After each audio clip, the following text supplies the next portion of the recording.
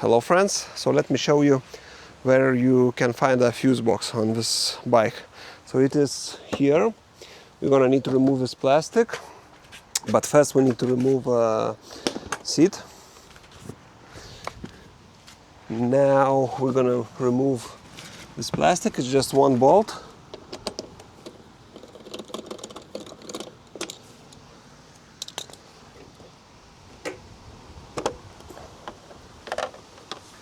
Okay, so this is a fuse box. Now we need to remove the top, and you remove it by pressing on both sides of this box and pushing up, and that's it. You're basically pushing on this part and that part.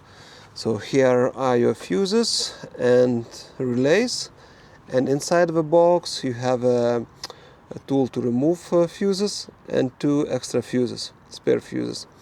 And for me personally, the great thing that Honda only has 2 types of fuses, 7.5 amps and 20 amps. It makes life much easier. So that's it basically. Okay, see you next video.